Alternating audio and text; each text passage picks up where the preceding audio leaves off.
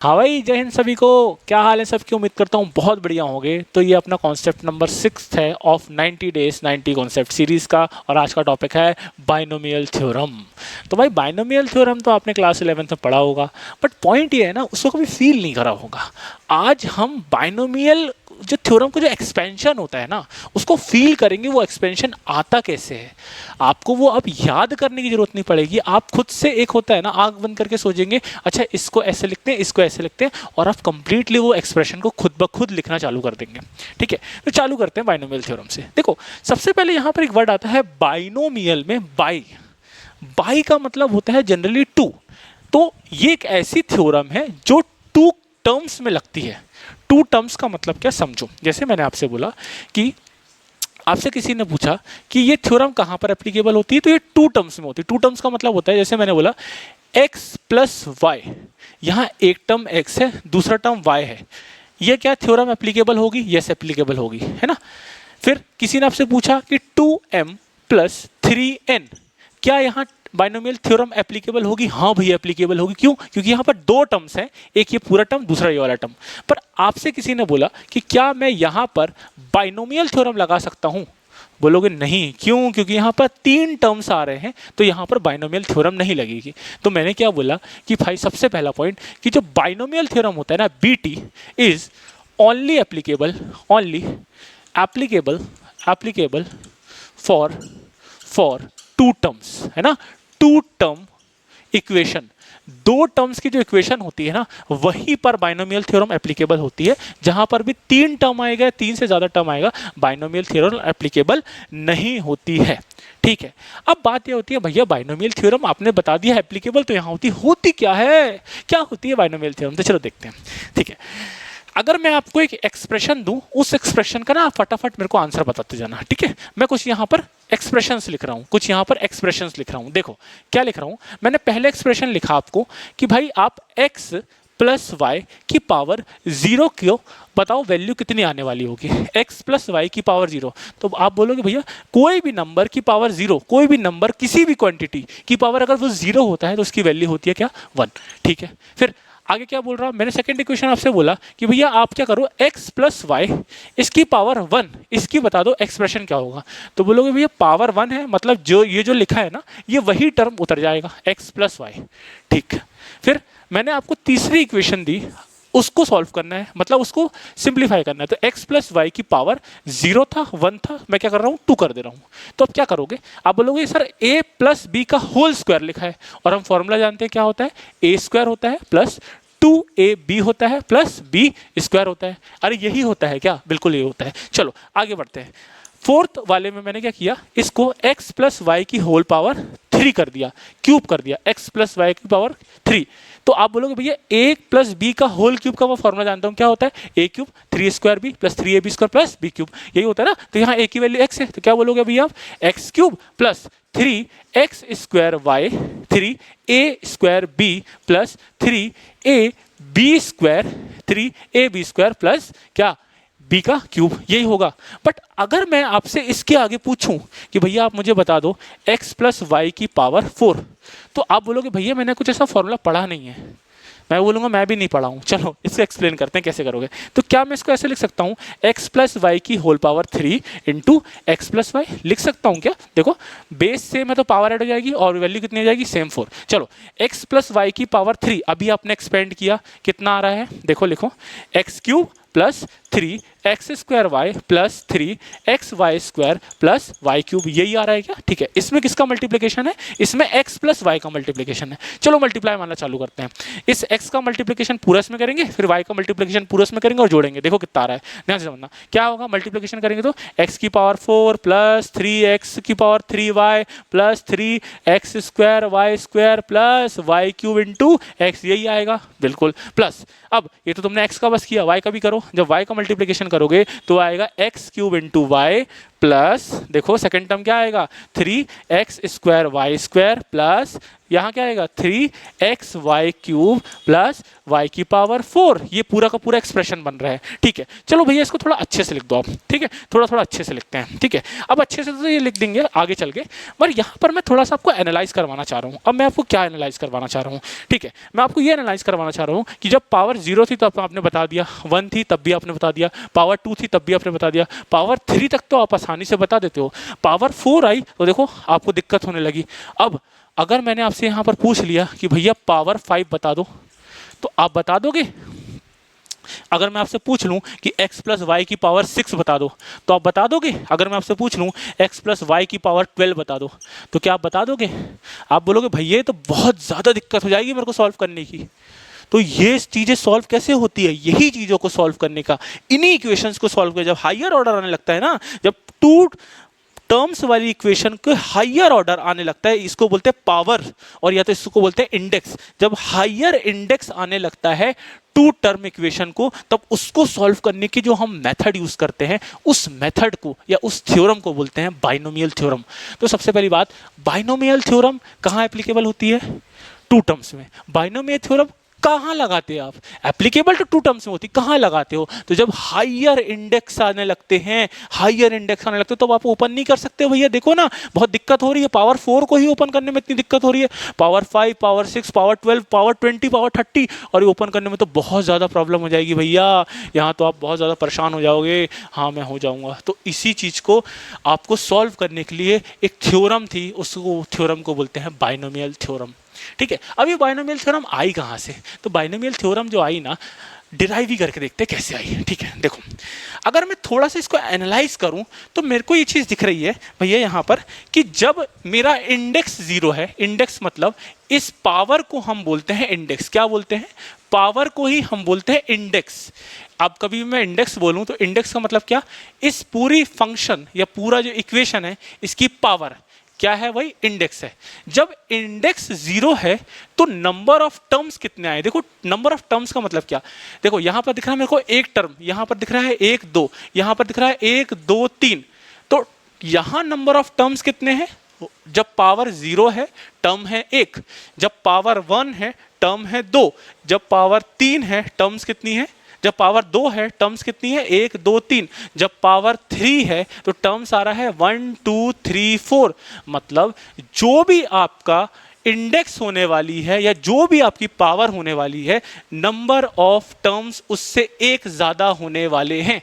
भैया तो ये आपने इतनी बड़ी इक्वेशन, यहाँ तो नंबर ऑफ टर्म्स बहुत ज़्यादा लिख रहे हैं। अरे भैया इसको थोड़ा सा सिंप्लीफाई करोगे ना आप? देखो इसको चलो सिंप्लीफाई करके बताते हैं हम। ठीक है, देखो देखो देखो यहाँ पर आप थोड़ा कंफ्यूज हो जाओगे, नहीं तो इसको सिंप्लीफाई कर लो। देखो x की पावर 4 कितनी बार है? सिर्फ एक बार है, देखो और कहीं नहीं दिख रहा होगा। ठीक है, फिर x की पावर 3 वाले कितने टर्म्स हैं? x की पावर 3 एक बार आ रहा है, x की पावर 3 y एक बार आ रहा है, x की पावर 3 y। तो यहाँ मैं कैसे लिख सकता हूँ? 4 टाइम्स ऑफ x की पावर 3 y। ठीक है, फिर x की पावर 4 हो गई, x की पावर 3 हो गई, x की पावर 2 देखते हैं। x की पावर 2 कहाँ है? ढूंढो ढूंढो ढूंढो, यहाँ से ढूंढो। x की पावर 2 यहाँ दिख रहा है, फिर x की पावर 2 यहाँ, तो 3 x की पावर 2 y की पावर 2, 3 x की पावर 2 y की पावर 2, तो ये 6 हो गया x की पावर 2 y की पावर 2। चलो फिर x की पावर 1 देखते हैं। तो x की पावर 1 कहाँ दिख रहा है भैया आपको? x की पावर 1 यहाँ दिख रहा है, x की पावर 1 कहाँ दिख रहा है? यहाँ दिख रहा है। तो ये 4 दिख रहा है मेरे को, x की पावर 1 y की पावर 3। और देखो आखिरी में सिर्फ एक चीज छूट रहा है, वो है y की पावर 3, y की पावर 4 सॉरी। ठीक है, तो आपको जब मैंने इंडेक्स 4 रखा तो नंबर ऑफ टर्म्स कितने आए? 1 2 3 4 5। तो क्या ये ऑब्जर्वेशन आपको समझ में आया? ऑब्जर्वेशन क्या था? Number of terms in the expression is always 1 greater than the index. क्या ये समझ में आया भाई? क्या ये फील हुआ? तो इस पॉइंट को लिख दूं मैं, लिखो। चलो तो पहला पॉइंट आपने ये ऑब्जर्वेशन के दौरान लेके आया क्या? कि number of terms after expression will be one more than index. Index मतलब क्या? इंडेक्स मतलब होता है पावर। इंडेक्स मतलब क्या होता है? पावर। क्या इतना समझ में आया? अगर इतना समझ में आ गया हो तो फटाफट जो लिखा है उसको नोट कर लो, स्क्रीनशॉट ले लो फटाफट।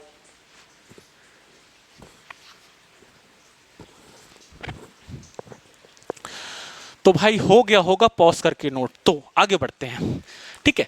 तो आपने देखा इस प्रकार से, तो ये फर्स्ट ऑब्जर्वेशन था। अब चलो सेकंड ऑब्जर्वेशन पे आते हैं। सेकंड ऑब्जर्वेशन क्या है भैया आपका, तो मैं बोलूँगा आप थोड़ा सा ध्यान से ऑब्जर्व करो यहाँ पर।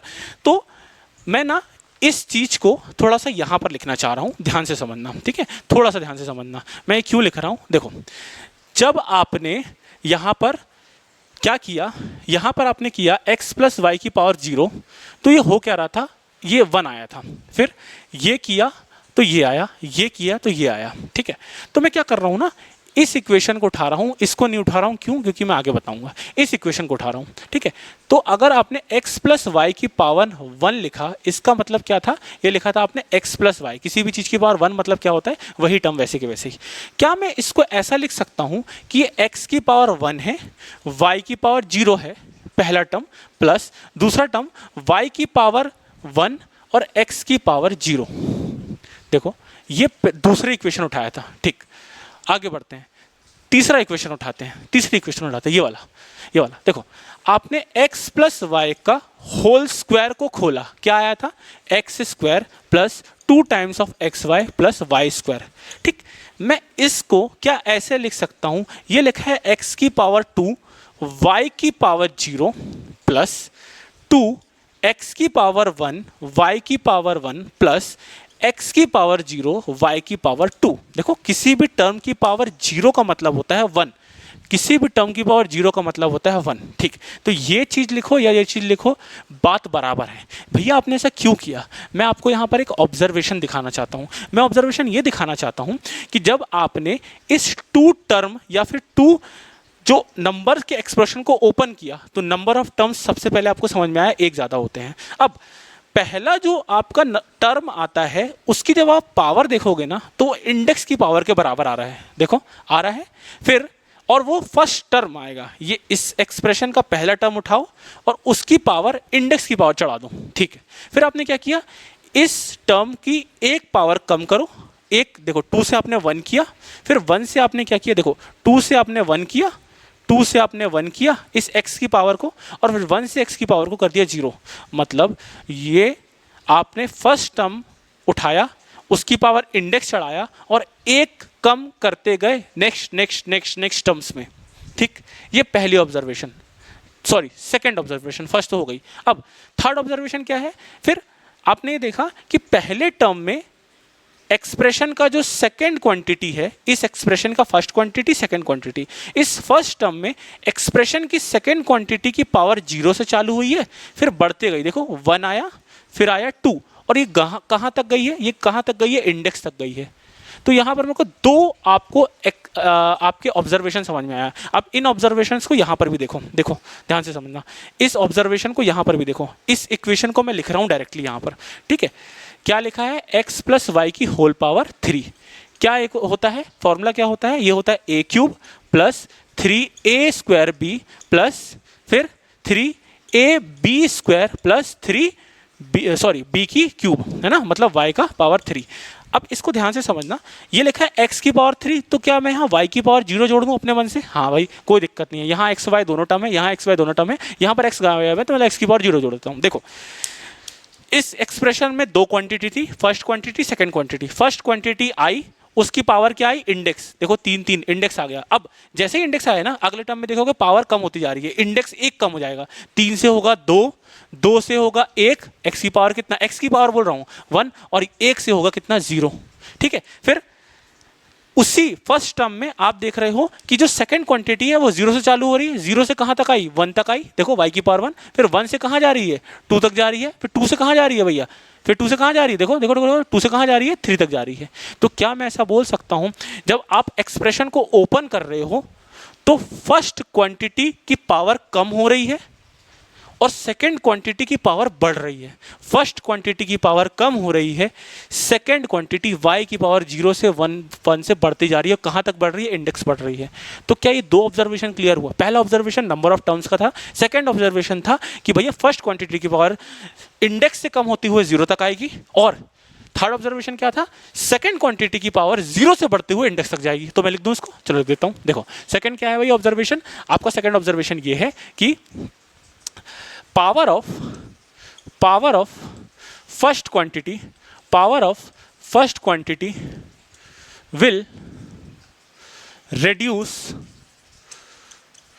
from इंडेक्स मतलब इंडेक्स से चालू होगी n टिल 0, ठीक है, टिल 0 कहां तक होगी, 0 तक होगी। थर्ड ऑब्जर्वेशन क्या है भैया आपकी, थर्ड ऑब्जर्वेशन ये है power of second quantity will increase from, कहां से इंक्रीज होगी, 0 टिल कहां तक का, इंडेक्स तक का, दिख रहा है n तक का बढ़ रही है। तो ये तीनों ऑब्जर्वेशन क्लियर हुआ क्या, बिल्कुल क्लियर हुआ। चलो अब हम बात करते हैं इसके आगे की, अगर स्क्रीनशॉट लेना है तो फटाक से पॉज कर लो, स्क्रीनशॉट ले लो, ठीक है। चलो आगे बढ़ते हैं इसके, ठीक है। तो अब मैं क्या कर रहा हूँ, इस चीज को मिटा रहा हूँ, या फिर इसको ना मिटा के मैं इस चीज को बस मिटा रहा हूँ। देखो मैं क्यों बोल रहा हूँ ऐसा, ध्यान से समझना, ठीक है।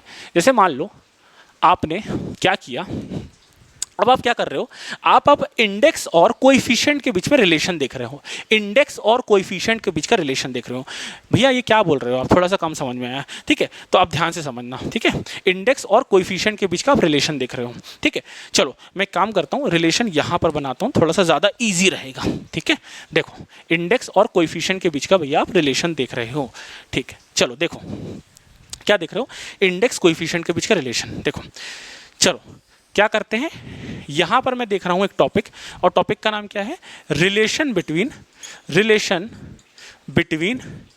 इंडेक्स मतलब पावर एंड कोएफिशिएंट, क्या है, इंडेक्स एंड कोएफिशिएंट। ध्यान से समझना क्या, देखो दो कॉलम्स बना रहा हूं मैं, दो वो ले रहा हूं, पहला मैं ले रहा हूं आपका इंडेक्स यहां पर, और यहां पर आपका ले रहा हूं कोएफिशिएंट, है ना, कोएफिशिएंट, ठीक।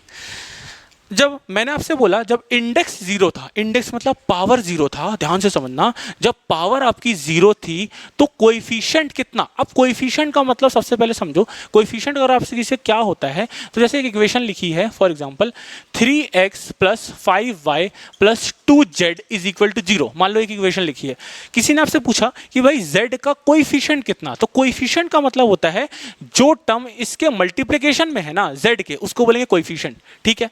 तो किसी ने आपसे पूछा कि भैया जब इंडेक्स 0 था तो कोएफिशिएंट कितना था, कोएफिशिएंट किसका, अरे x और y का कोएफिशिएंट की ही बात कर रहे हैं हम, तो कोएफिशिएंट कितना, तो बोलोगे कोएफिशिएंट कितना, 1, ठीक।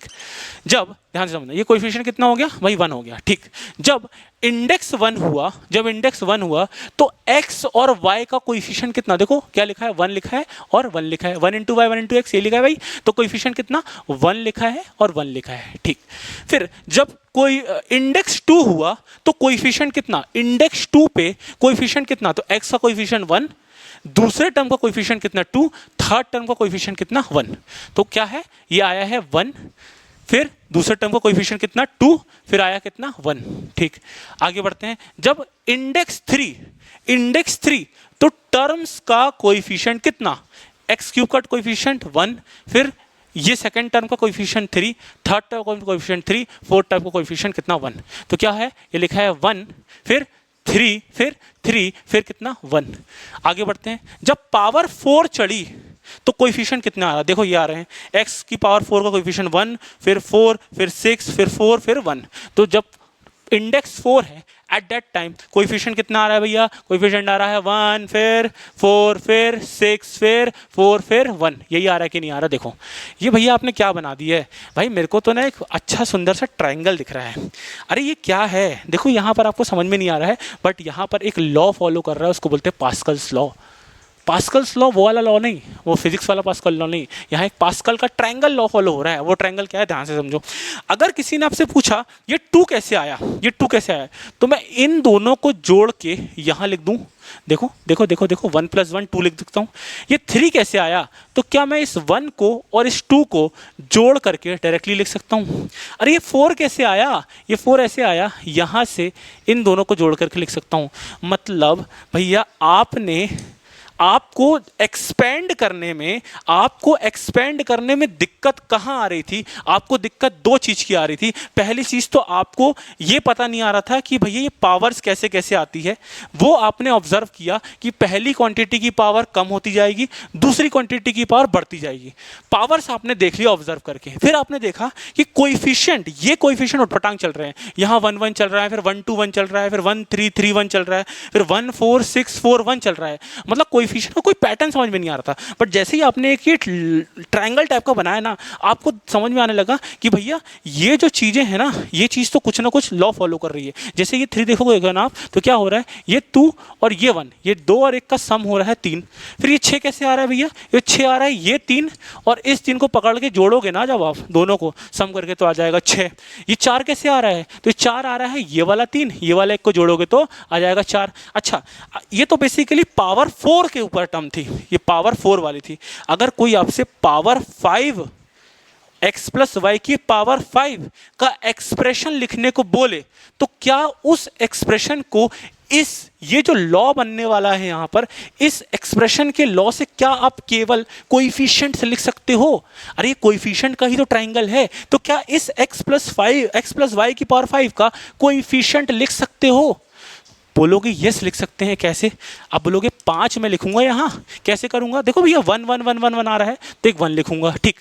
सेकंड टर्म आप कैसे लिखते थे? आप सेकंड टर्म लिखते थे, इन दोनों को जोड़ के 2 लिखा, इन दोनों को 3 लिखा, इन दोनों को जोड़ के 4 लिखा, इन दोनों को जोड़ के क्या मैं 5 लिख दूं? अरे रे रे लिख दिया मैंने। फिर क्या करोगे? इन दोनों को जोड़ के लिख दूं, मैं क्या लिख दूंगा? 10, ठीक है ठीक है ठीक है। फिर इन दोनों को जोड़ के लिख दूं, ठीक है 10, ठीक है ठीक है ठीक है। फिर इन दोनों को जोड़ के लिख दूं, सॉरी इन दोनों को जोड़ के लिख दूं, कितना आएगा? 5। और आखिरी में क्या आता था? 1, जो कि आता ही आता था, जो कि आता ही आता था। तो क्या मैंने x प्लस 5, क्या मैंने ये मैं बोल सकता हूं ये जो लिखा है ये x प्लस वाई की पावर 5 के कोएफिशिएंट लिख दिया मैंने, x प्लस 5 वाई की पावर 5 के कोएफिशिएंट लिख दिया भैया आपने। और आपने पावर्स पहले ही देख चुकी है क्या, कि नंबर ऑफ टर्म्स जो आने वाले हैं वो एक ज़्यादा आता है, मतलब नंबर ऑफ टर्म्स आएंगे 6 टर्म्स लिखे होंगे, सबके आपको कोएफिशिएंट पता चल गए, सबकी आपको क्या पता चल गई? क्वांटिटी की पावर्स पता चल गई। तो क्या मैं एक्सप्रेशन लिख सकता हूं? चलो x प्लस वाई की पावर 5 का एक्सप्रेशन लिख के देखते हैं। x प्लस वाई की पावर 5 का एक्सप्रेशन, सबसे पहला ऑब्जर्वेशन, कितने टर्म्स आएंगे? 6 टर्म्स आएंगे। कैसे बोला भैया? जो भी इंडेक्स होता है इससे एक ज़्यादा आता है क्या, तो बना दो 6 डब्बे, एक डब्बा फिर प्लस किया, दूसरा डब्बा प्लस किया, तीसरा डब्बा, चौथा डब्बा, पांचवा डब्बा, और ये एक प्लस करके आपने छठवां डब्बा यहाँ लिख दिया, ठीक। कैसे कैसे आएंगे? अब कोएफिशिएंट लगना चालू करता हूँ। कोएफिशिएंट क्या है? 1 5 10 10 5 1। क्या है कोएफिशिएंट? कोएफिशिएंट है 1 5, क्या है? 1 5 10 10 5 1। कोएफिशिएंट भर दिया आपने x प्लस वाई की पावर 5 की। अब बात ये आती है, ये x और y का क्या मल्टीप्लिकेशन? देखो यहाँ पर दिख रहा है जैसे x की पावर 4 से चालू हो रहा है, फिर x की पावर 3y, मतलब आपको हर टर्म में दिख रहा था। मैंने आपको ये चीज़ बताया है सेकंड और थर्ड ऑब्जर्वेशन से कि भैया जो फर्स्ट क्वांटिटी होती है ना, वो चलती है उसके मैक्सिमम पावर से, इंडेक्स से 5 से चालू होगी, सेकेंड क्वांटिटी 0 से चालू होगी, ठीक है। फिर क्या होगा? फर्स्ट क्वांटिटी का 1 कम कर दो, फर्स्ट क्वांटिटी का 1 कम कर दो, 5 से 4 कर दिया, सेकंड क्वांटिटी का 1 बढ़ा दो, y की पावर 1। फिर क्या किया? इस पे 1 कम कर दो, मतलब x की पावर 4 थी, क्या कर दो? 1 कम कर दो, 3 आ गया, y की पावर कर दो 2, क्या कोई दिक्कत नहीं। फिर x को क्या कर दो? 1 और कम कर दो, y की पावर 2, x की पावर 2, y की पावर 3, फिर 1 और कम कर दो, तो x स्क्वायर था तो x बन जाएगा, y की पावर 3 तो y की पावर 4 बन जाएगा। फिर लास्ट में क्या होगा? x की पावर 0, x की पावर 0 1 ही होता है, और होगा y की पावर 5। देखो देखो देखो देखो, आपने x प्लस वाई की पावर 5 को कितनी आसानी से लिख दिया, कितनी आसानी से लिख दिया। तो ये जो था ना, ये पास्कल ट्रायंगल है भाई, ये पास्कल ट्रायंगल है, और इस पास्कल ट्रायंगल की हेल्प से आप बहुत आसानी से किसी भी पावर को लिख सकते हो। बट हाँ, ये ट्रायंगल बनाना पड़ेगा। और पर ये ट्रायंगल भैया किसी ने आपसे पूछ लिया यहाँ पर कि आप मुझे x प्लस वाई की पावर 12 बता दो, तो आप तो बोलोगे भैया ये तो बहुत बड़ा चौड़ा ट्रायंगल बन जाएगा, x की पावर 12, तब क्या करें? तो देखो एक चीज़ मेरे को थोड़ा सा यहाँ पर और समझ में आ रही है। यहाँ पर ना मैं एक कॉन्सेप्ट का यूज़ कर सकता हूँ, वो कॉन्सेप्ट होता है कॉम्बिनेशन, है ना। साइंटिस्टों ने देखा कि यार ये जो 1 1, ये 5, ये 2, ये बेसिकली ये आ कैसे रहे हैं? कॉम्बिनेशन से आ रहे हैं। आप कैसे कॉम्बिनेशन से आ रहे हैं? कॉम्बिनेशन में आपने एक फॉर्मूला पढ़ा होगा, एनसीआर का मतलब होता है n टर्म्स में से r टर्म्स को चूज करना, कंबाइन करना। तो इसका फॉर्मूला क्या होता है? ये होता है n factorial upon r factorial into n minus r factorial. यही होता है क्या फॉर्मूला? आपने पढ़ा है, और आपने नहीं पढ़ा है तो हम इस 90 कॉन्सेप्ट, 90 डेज के जो 90 कॉन्सेप्ट है, इसमें एक बार में एक वीडियो में ये वाला टॉपिक लेकर के आएंगे, ठीक है। चलिए, अच्छा एक चीज़ आप और जानते हैं कि n में से जब 0 को चूज करते हैं तो एक तरीका होता है, मतलब आपको बेसिकली आपके पास नंबर ऑफ टर्म्स n थी, उसमें से किसी को चूज नहीं किया, तो एक तरीका। अरे यार ये बहुत डिटेल में समझेंगे, इसको फील करेंगे, है ना। पर अगला आपने देखा कि n में से जब n को चूज करते हैं तो ये भी वन तरीका, बस इतना समझो। NC0 1 होता है, NCn कितना होता है, ये दोनों वजह 1 होती है, ठीक है। अब इस ऑब्जर्वेशन को मैं यहां पर लगाने जा रहा हूं, ठीक है। देखो जब आपका इंडेक्स 0, इंडेक्स मतलब पावर 0, तो आपने क्या किया, आपने क्या किया, n में से 0 को चूज किया। आपने क्या किया, n में से 0, NC0 की वैल्यू क्या होती है 1। अब देखो ये इस चीज को यहां लिख रहा हूं मैं, NC0 1, ठीक है। अब इंडेक्स 1 थी तो आपने क्या किया, NC0 से चालू किया, NC0 से चालू किया और NC1 तक आया, मतलब दो टर्म्स आ रहे थे ना, 0 1। यहां क्या करोगे, NC0 NC1 n क्या है यहाँ पर 2 है, n क्या है यहाँ पर, देखो देखो देखो कंफ्यूज नहीं होना, NC0 NC1 NC2। अभी ये n क्या है यहाँ पर, n आपका इंडेक्स चल रहा है, n आपका इंडेक्स चल रहा है। n मतलब क्या, यहाँ इस n का मतलब है इस इंडेक्स, मतलब ये 1C0 लिखा है, यहाँ पर ये लिखा है 1C1। अरे भैया यहाँ थोड़ा हौच पौच हो रहा है, एक ट्रायंगल और बना दो आप, उस पर समझा दो। चलो तो एक ट्रायंगल हम और बनाते हैं, अगर जिसको भी नोट करना है सबसे पहले छाप लो ये, है ना। तो उसके बाद एक ट्रायंगल और बनाते हैं, ठीक है। चलो देखो देखो, इसका हमारा काम हो चुका है, इस वाले टर्म का पूरा, तो मैं मिटा रहा हूं, ठीक है। देखो एक ट्रायंगल और बनाते हैं, बढ़िया जोरदार समझेंगे, है ना। ये मैं क्यों पढ़ा रहा हूं ये आप समझ जाएंगे अब, ठीक है। देखो देखो देखो समझते चलो, तो हो गया, ये मिट गया। चलो आ जाओ, तो क्या करना है भैया, आपने बोला भैया जब 0 इंडेक्स है, देखो जब 0 इंडेक्स है तब कुछ हो रहा है। एक बार भैया और मिटा दो यार, थोड़ा सा गीला कपड़ा है तो फिर मार्कर ढंग से नहीं चलता है। चलो देखो,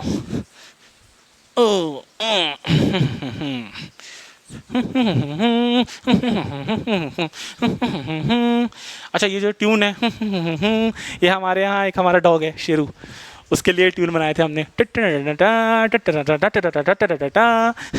चलो देखो आगे बढ़ते हैं, ठीक है।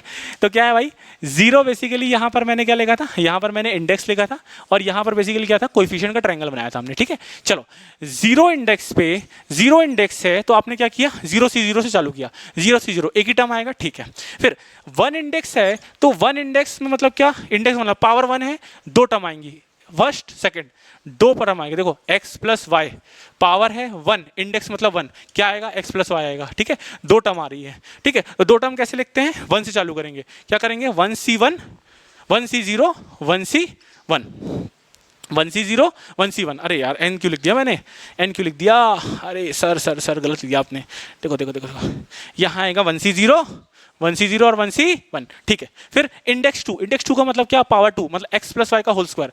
कितनी टर्म आएंगी, 3 टर्म्स आएंगी भैया, पहला ऑब्जर्वेशन, ठीक है। 3 टर्म आएंगी, कौन कौन सी टर्म पर आएंगी, तो फिर आप बोलोगे भैया 2C0 से चालू करो, फिर 2C1 लिखो, फिर 2C2 लिख दो, ठीक है, कोई दिक्कत नहीं है। फिर इंडेक्स 3, इंडेक्स 3 का मतलब x प्लस वाई की होल पावर 3, क्या आएगा, 4 टर्म आएगा। कौन कौन से 4 टर्म आएंगे, पहला टर्म आएगा 3C0 3C1 3C2 और 3C3। क्या कोई दिक्कत नहीं, क्या मैं फोर्थ इक्वेशन लिख सकता हूं, क्या मैं फोर्थ, अब ये हो क्या रहा है, ये आप लिख क्या रहे हो भैया, ये सब आप कोएफिशिएंट लिख रहे हो, कोएफिशिएंट ही तो लिख रहे हो। देखो ये कोएफिशिएंट ही तो लिख रहा था, अबे देखो देखो देखो, 0C0 1 1C0 NC0 1 NCN 1 1C0 1 NCN 1C1 1, ठीक है। 2C2 1 2C0 NC0 1, ठीक है। 2C1, अबे 2C1 2 होता है ना। अब पढ़ेंगे भाई, इस फैक्टोरियल में डालेगा ना, आंसर समझ में आएगा तेरे को,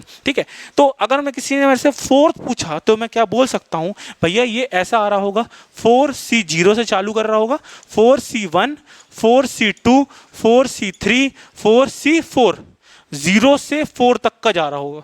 अगर कोई ने मुझसे ऐसे ही 10वां या मैं बोलूं तो 10वां टर्म पूछ लिया तो मैं क्या बता सकता हूं, 10वां मतलब इंडेक्स अगर जब 10 आएगा, मतलब x प्लस वाई की पावर जब 10 चढ़ रही होगी तो क्या 11 टर्म्स आएंगे। उन 11 टर्म्स का कोएफिशिएंट आप इस तरीके से बता सकते हो। कैसे चालू करोगे, 10C0 से चालू करोगे, 10C1 10C2, ऐसे जाते जाते कहां तक जाओगे, 10C9 10C10। ओहो हो भैया, ये तो आपने बहुत आसान कर दिया।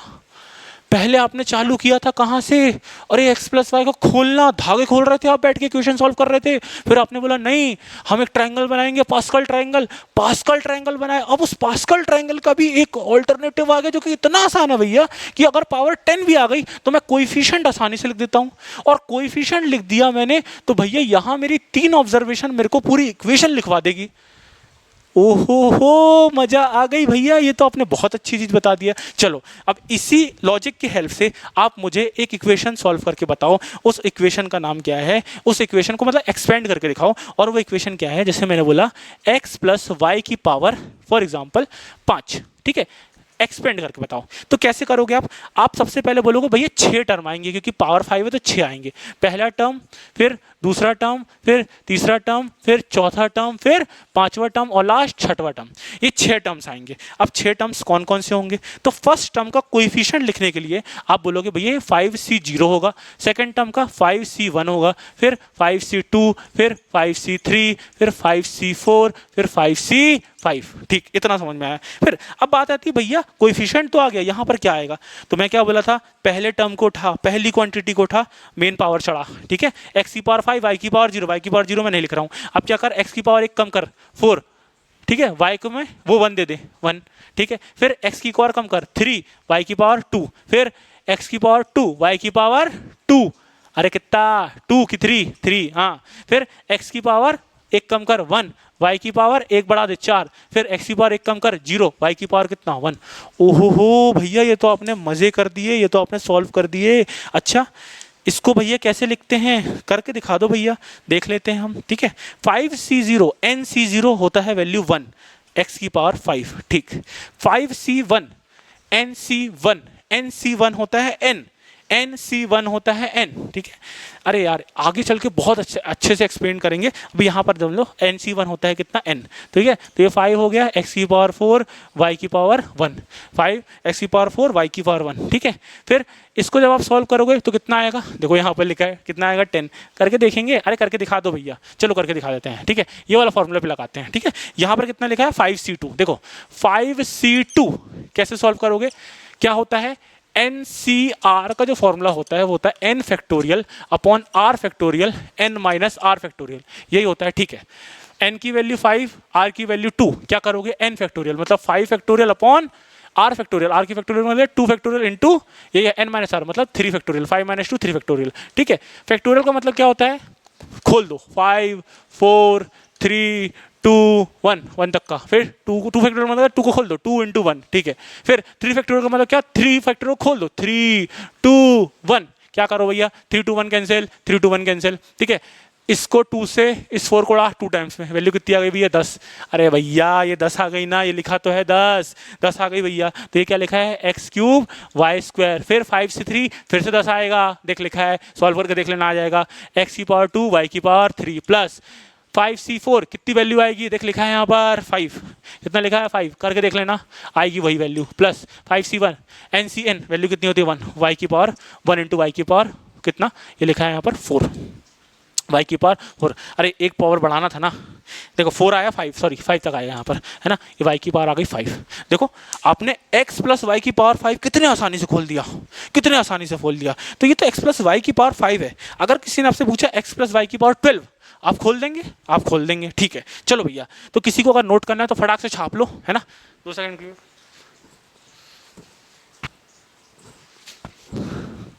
हाँ भाई छाप लिया आपने, चलो देखो थोड़ा सा मैं डाल रहा हूँ, अब जनरल टर्म पे आ रहे हैं, जनरल टर्म बोला, जनरल एक्सप्रेशन पे आ रहे हैं। अब जनरल एक्सप्रेशन का मतलब क्या भैया, आप क्या बोलना चाहते हैं, तो चलो अब हम बात कर रहे हैं, अभी तक तो हमने खेल मचाया है ना, power 1 power 2 power 3 power 4 power 5 power 6 power 7 ऐसा बोल रहे हैं। किसी ने आपसे बोला पावर n बता दो आप, तो पावर n बता देंगे क्या आप, हाँ भैया बता देंगे। चलो देखो कैसे बताओगे आप, देखो अब देखो कैसे बताओगे, ठीक है, बहुत आसान है भाई, बहुत आसान। देखो पावर n कैसे बताओगे, देखो समझना है ना,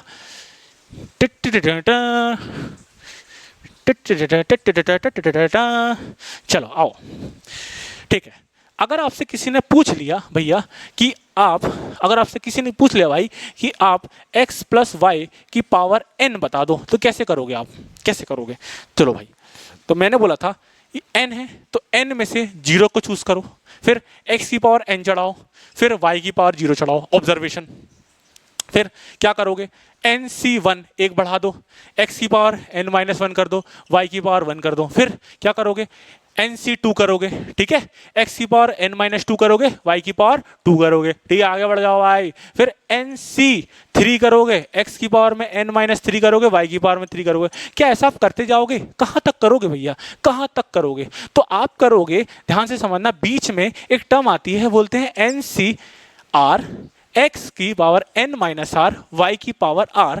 फिर जाते जाते हैं कहाँ तक जाओगे भैया, ये तो आप जाओगे NCN तक का। कहाँ तक जाओगे भैया, देखो 0 से चालू किए थे, कहाँ तक मूव करते हैं, n तक मूव करते हैं।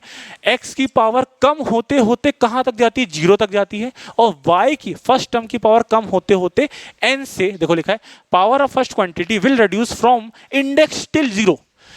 इंडेक्स n से कहां तक रिड्यूस होती है, 0 तक का। ये सब लिखे भी है ना, पावर 5 से पावर 0 तक का। यहाँ कितना है, x की पावर 0 है, तभी तो x की पावर 0 का मतलब x टर्म ने लिखा नहीं तू टर्म, है ना।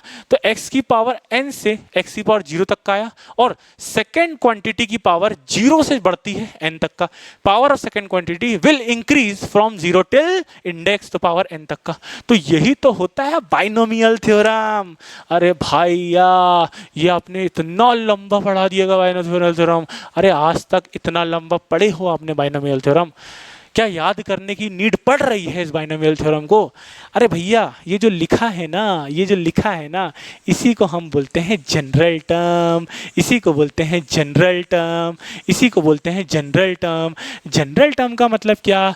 जनरल टर्म का मतलब कोई भी एक टर्म होता है, आगे चल के देखेंगे बहुत अच्छे से जनरल टर्म क्या होता है। बस यहाँ पर आपको ये देखना है कि बाइनोमियल थ्योरम में कुछ इंपॉर्टेंट बात। क्या इंपॉर्टेंट बात? कि भैया नंबर ऑफ टर्म्स आपको पता होना चाहिए, एक ज़्यादा होता है। फिर फर्स्ट क्वांटिटी की पावर कम होती जाती है, सेकंड क्वांटिटी की पावर बढ़ती जाती है। बाइनोमियल थ्योरम पर आपने देखा कि भैया कोएफिशिएंट कैसे निकालते हैं, ये सब कोएफिशिएंट ही लिखे हैं, ठीक है भैया। ये तो इतना बड़ा लिखा है, आप इसको थोड़ा छोटा लिख दो ना। चलो मैथमेटिक्स के स्टूडेंट है तो थोड़ा छोटा लिख देते हैं, ठीक है। चलो x प्लस वाई की पावर n को आप कैसे लिख सकते हो, समीशन सिग्मा, है ना, इसको बोलते हैं सिग्मा या समीशन, है ना। जब आपको जोड़ना होता है ना, प्लस करना होता है, तो ये वाला साइन लगाते हो। क्या होता है? कुछ नहीं होता है, देखो ये होता है NCK x की पावर n माइनस के y की पावर k। और जो k है ना, वो 0 से लेकर के n तक जा रहा है। मतलब k 0 से चालू करोगे, k प्लस कर करके n तक जाओगे। देखो इसको खोलते कैसे हैं देखते हैं, ठीक है। k की वैल्यू पहले टर्म में 0 डालोगे आप, सिग्मा अलग करोगे, k की वैल्यू 0 डालोगे, तो क्या होगा? k की वैल्यू 0 डालने में NC, k की वैल्यू 0 तो NC 0, x की पावर n माइनस 0 मतलब n, y की पावर 0। फिर कहाँ तक जा रहा है? 0 से लेकर के 1 तक जा रहा है। फिर लगाया आपने प्लस, प्लस को ही रिप्रेजेंट करने का तरीका होता है सिग्मा प्लस। फिर क्या डालोगे? k की वैल्यू 0 से n तक जा रही है, 0 से बढ़ते हुए n तक जा रही है, तो 0 डाल दिया। फिर क्या डालोगे? 1, तो NC1 x की पावर में n माइनस 1, y की पावर में 1, y की पावर k था। फिर क्या करोगे? फिर एक बढ़ा दोगे, फिर NC2, तो क्या ऐसे ही बढ़ा के ये पूरा लिख दोगे? अरे यही तो होता है भैया शॉर्टेस्ट फॉर्म, मतलब आप सिंपल फॉर्म बोल सकते हो बाइनोमियल थ्योरम का। बाइनोमियल थ्योरम जो है ना, बहुत इंटरेस्टिंग है भाई, बहुत ज़्यादा इंटरेस्टिंग। क्यों? आपने देखा हमने कहाँ से चालू किया था? हमने चालू किया था बाइनोमियल थ्योरम किसके लिए एप्लीकेबल है। फिर हमने देखा कि बाइनोमियल थ्योरम लगाते कैसे हैं। फिर हमने कुछ इक्वेशंस को सॉल्व करी, यहाँ पर x की पावर 4 को सॉल्व करके देखा तो कितना बड़ा आया था। फिर हमने देखा भैया बहुत बड़ा आ रहा है, तो आपने कोएफिशिएंट निकालना सिखाया यहाँ पर पास्कल ट्रायंगल से। पास्कल ट्रायंगल फिर आके फेल हो गया। कैसे फेल हो गया? x की पावर किसी ने 15 पूछ लिया, बोलो कैसे निकालो। फिर साइंटिस्टों ने और ऑब्जर्वेशन डाली, तो ऑब्जर्वेशन डाली कि भैया कॉम्बिनेशन की हेल्प से हम इन कोएफिशिएंट को आसानी से लिख सकते हैं। फिर हमने और ऑब्जर्वेशन करी, फिर हमने देखा कि पावर जो होती है फर्स्ट क्वांटिटी की कम होती जाती है, सेकंड क्वांटिटी की बढ़ती जाती है। हमने 4 ऑब्जर्वेशन को साथ में ली, कोएफिशिएंट को लिया और इन तीनों चीज को साथ में मिला करके एक इक्वेशन बना दी। और यही इक्वेशन या यही थ्योरम को हम बोलते हैं बाइनोमियल थ्योरम, जो कि सिर्फ और सिर्फ 2 क्वांटिटीज के लिए एप्लीकेबल होती है। तो I think in this video you have feel the depth of binomial theorem. और इसी प्रकार से हम जो 90 डेज का 90 कॉन्सेप्ट सीरीज है, हर एक टॉपिक को फील कर रहे हैं यार। और मैथमेटिक्स एंड फिजिक्स इंजीनियरिंग इतनी ब्यूटीफुल सब्जेक्ट्स है ना, आप लिटरली फील करना चालू करोगे तो आपको ना like you will have the goosebumps buddy, ठीक है।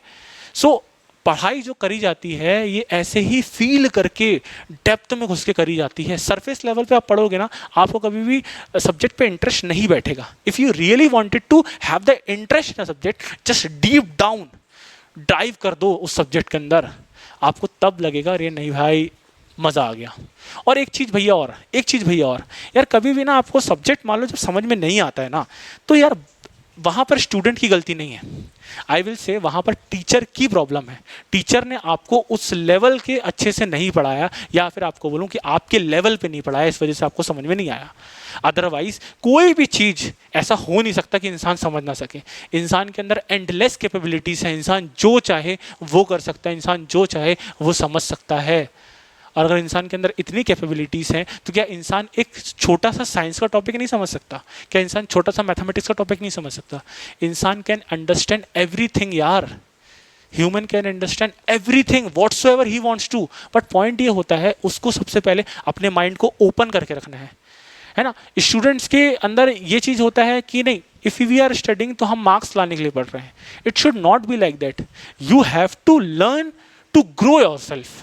आपको अपने औहदे को, अपने अपने नॉलेज को, अपने फील को, अपने जो होता है ना घूस बम्स को बढ़ाने के लिए पढ़ना है यार। जब आप ऐसा करेंगे you will feel you are connecting to a subject and then you will start enjoying a subject. तो हम इस चैनल पे इस फिजिक्स, मैथमेटिक्स, इंजीनियरिंग को एंजॉय करते हैं एंड हम ट्राई करते हैं कि the student which we are making to learn will also enjoy the beauty of the subjects. ठीक है, तो ये टॉपिक होता है यहीं पर समाप्त। ठीक है, अगले दिन नई एनर्जी के साथ, नए टॉपिक के साथ मिलेंगे हम अपने अधिगम लर्निंग पर ही। टिल देन, जय हिंद, जय भारत।